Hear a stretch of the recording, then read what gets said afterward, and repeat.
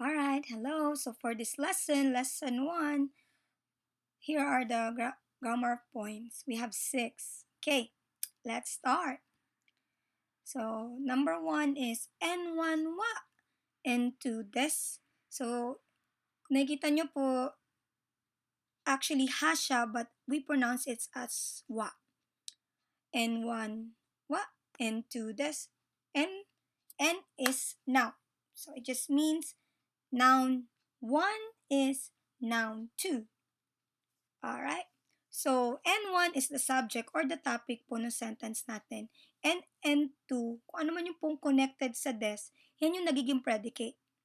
Alright? So, this is the basic structure. N1 wa, N2 des. So, let's look for examples po. I am Jenny. I in Japanese is watashi. And then Jenny, Jenny. Yan po yung pangalan ko. So, pag in-apply po natin yung sentence pattern, watashi wa Jenny desu. Okay, next naman po. Mr. Pulling is a teacher. So, Mr. Pulling in Japanese is Pulling san. Since po meron pong respectful na name na Mr., we will use san po. Mr. Pulling, Pulling san. Teacher po in Japanese is sensei. And once we apply again, Pulling-san wa sensei desu. So, yan po yung ating first form. Now, let's go to number 2. The next one po is yung negative naman po no first structure natin na N1 wa, N2 ja arimasen. Which is, yun nga po, noun 1 is not noun 2. So, negative lang po siya. Alright. For example, I am not Alex. I again is watashi. Alex in Japanese is alekusu.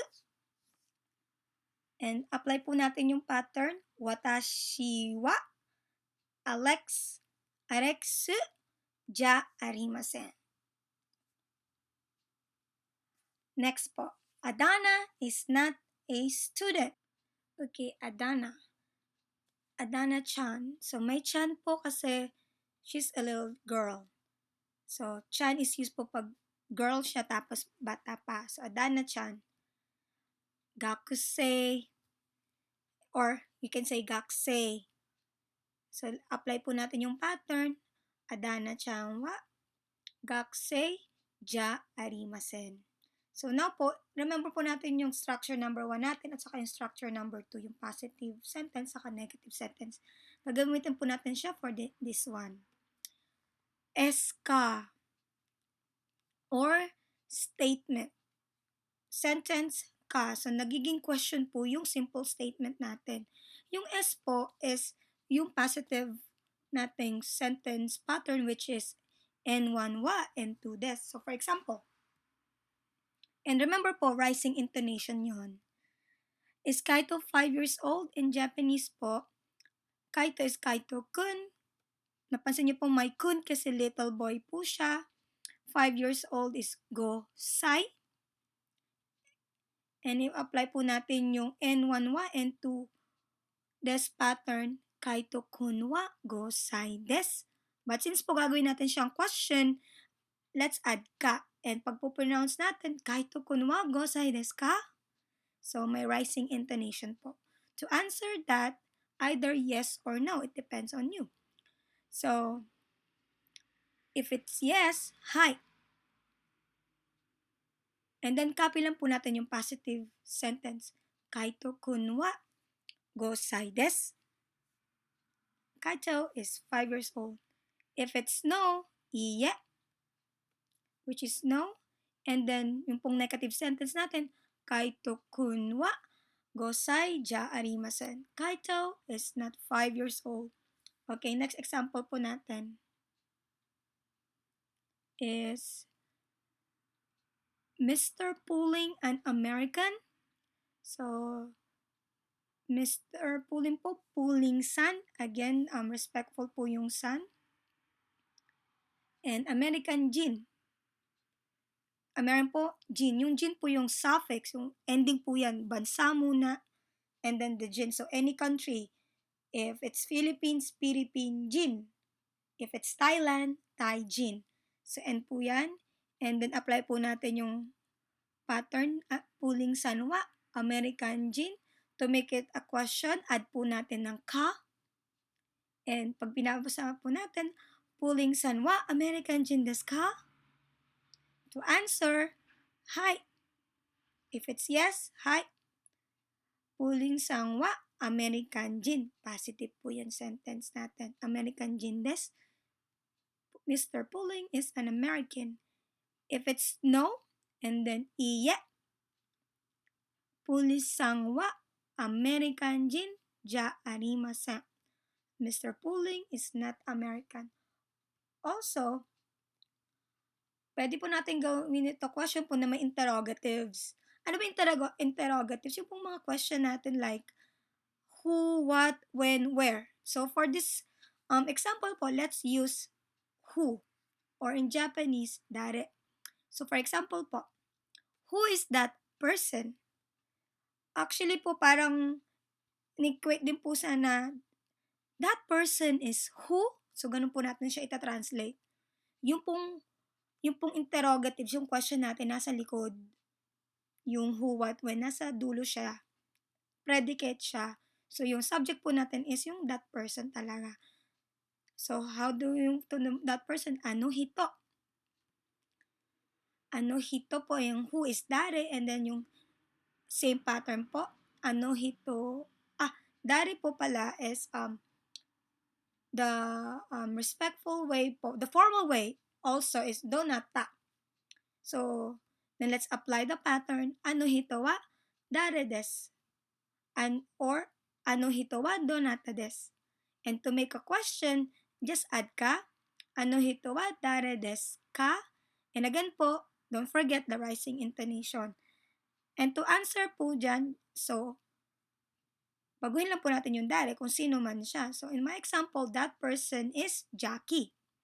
Ano hito? Jackie. Ano hito wa Jackie desu. Alright, next is using what. How old is Timothy? Usual po yan yung tanong natin, right? But literally it means Timothy is what age?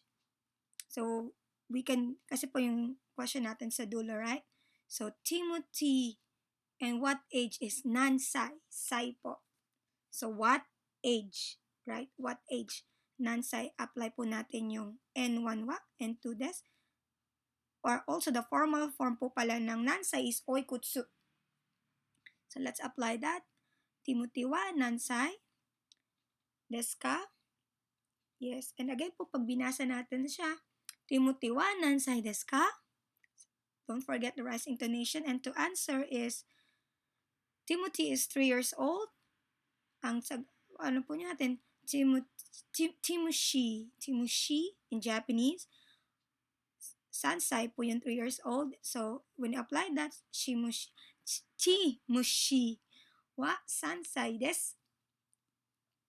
Okay, next. Number 4 na po tayo. Fourth pattern. N1 mo. Which means this noun N1 also or N1 too. So, for example, ito po, when yung naunang sentence, yung pong naunang sentence, nakiayon lang yung second sentence. Or umayon ka lang na, kasi kapareho eh. So, for example po, Alex is a Christian. So, pag po Japanese natin yan, Alex Christian. Alex wa Christian desu. And then, pumasok po si Jenny is also a Christian. So, instead po na ulitin natin si wa, nagiging mo. So, Jenny, Christian. So, instead po ulitin natin yung Jenny wa Christian desu, magiging pong Jenny mo Christian desu. Yung po, hindi natin kailangang ulitin kung na-implied na po sa previous one. Also, kapag gusto mong sabihin na, me too. And then, me, or literal po na I siya, me too. So, gamitin po natin yung watashi. Watashi mo. Yun po yung example niya. Anata mo. Or, so, Jenny mo. So, you can use those things po. Okay. Next. So, fifth structure. N1 no, N2. So, it means po N2 of N1. Alright. Yung no, it denotes po na yung N2, part siya nung N1. Alright? So, now po, nagko-connect na talaga tayo ng nouns. Kanina kasi sentence pattern lang talaga siya. Ito naman po, 2 words kinonect niya. So, wag po kayong malito kung may wa. Dito kasi nalito yung iba eh. So, yung basic pattern po natin, N1 wa, N2 des. But since po yung N2 natin, hinati pa sa dalawang noun. Like this example, Adana is a student of ICA. Yung pong N1 talaga natin, hindi natin gagalawin is Adana wa. And yung des, yan po yung basic pattern natin. Now, we have to focus doon sa dalawang nouns. Dalawang nouns na student and ICA University. So, first po natin yung ano ba yung N1 natin? Yung group. Ano yung group dyan or institution? ICA Daigaku. At ano yung member, yung gakusei, student. So, and then, lagay po natin yung pattern natin. N1 no, N2, ICA no, gakusei des. Adana wa, ICA Daigaku no, gakusei des. So, Daigaku is university. Okay, next. Charles is a Toyota employee. So, yung topic po natin si Charles. So, Charles wa is our topic. So, ang intindihan natin po is yung predicate. Empty pa siya. Yung predicate niya, N1 no N2. So, we have 2 nouns again. Toyota, dito po napakasimple lang. Same lang yung itsura niya. N1 no N2. So, Toyota is the group. And employee, member siya nung Toyota. So, employee siya nung Toyota. So, Toyota no siya des. So, Charles wa Toyota no siya des. Okay, last na po. Dare-dare, san. So, san is used per person, kaya ko po sinasabing dare-dare. So, either Mr., Miss, or Mrs. Alright. Ito po, ina-add natin sa mga pag yung listener or third person po na napapakita tayo ng respeto.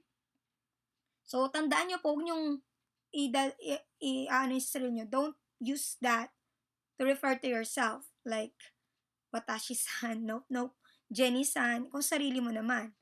Alright? Doon sa nakikinig lang or third person po. For example, that person is Miss Katayama. That person in Japanese is Hito. And Miss Katayama in Japanese is Katayama-san. So, we show respect to Katayama. And to apply our usual pattern, Hito wa Katayama-san desu. Alright. Other examples. Oh, also, yung formal way ng Hito is kata. Pag gusto mo pong maging formal, so you say kata wa Katayama-san desu.